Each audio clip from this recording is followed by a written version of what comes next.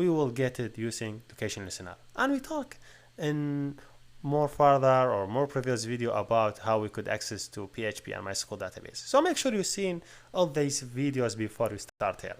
So now I will use the previous tutorial for getting user location, and I want to send this location to remote server. So first of all, let me open my SQL database. So I say, okay, MySQL/user/root. I open it in my terminal. So now I want to create a simple database. I will say, okay, create, I will say database.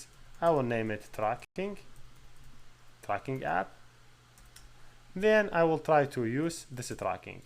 The table name here will be tracking, as I know, yes, tracking, and I have two, log and lat. Okay, I have table name it tracking, and I want to insert into log and lat. These two things will be sent here, log and lat. Also, we should get the device ID from the remote user. So we should get this one also. So just make sure I add this one here. So I have device ID. So also I will make sure I'm sending device ID also. So here you go. I have the device ID.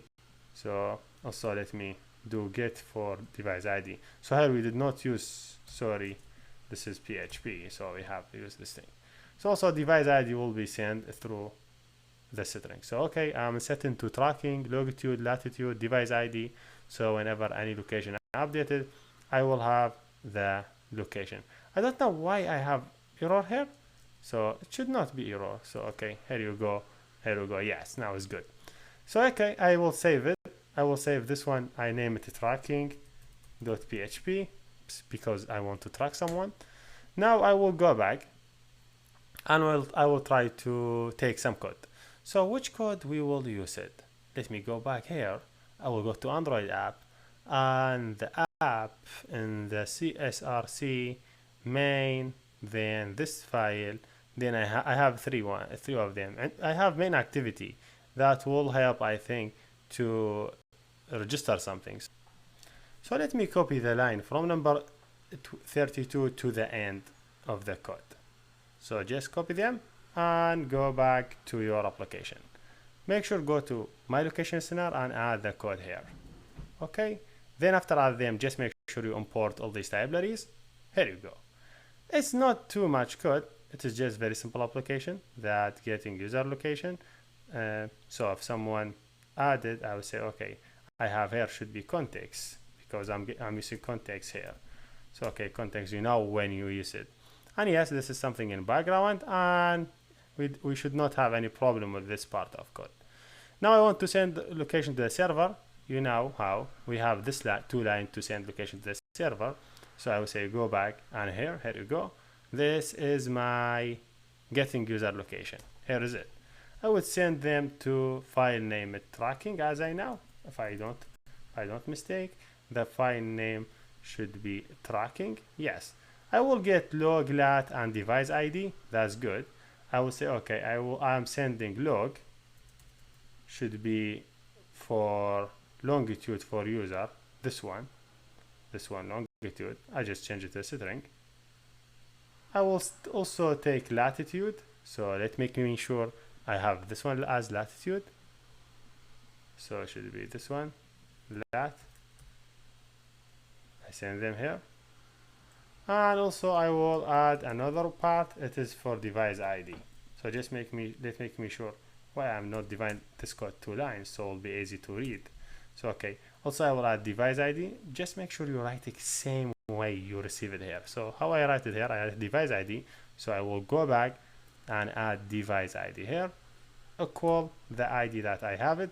What the ID? Let me give it a number. This number 1 2 3 4 5 or 4 4 4 5 5 5 5. Here we go. Now I have everything good. So whenever location is updated, it will be sent it to the server, and the server it will be doing something. Then just me review the server side. If you see, I have this insert log lat device ID, but here an insert value is not string for longitude, is just a float. So just make me sure I am removing the string, so I will not be in trouble. So okay, I have log, I have longitude, latitude, then semicolon. I have device ID. Here we go, now everything is good. Wow, I think here I missed it. It should be lat, not log. So log and lat, yeah, that's great. So log lat device ID, see, all the way we missed something. Last thing, I have to go to my Android permission and I add permission to access to internet because I need internet to do communication. So here you go. Let me just run it and see the result. Here we go. So let me just send 121 by 10. Here, get it, 121 by 10. If I go to my database, I will look for this device. I will say select star from tracking. Okay, 121 by 10, and this is the device ID. You could send the serial number for device ID, will be better. So now if I send, like, for example, 122 by 11, so let me go to the database, maybe I see it. Here you go, 122 by 11. So just try now to move through the home, and also make sure you upload your database on remote host. You will see all the location will be updated in this database. Are we done? And thank you for watching.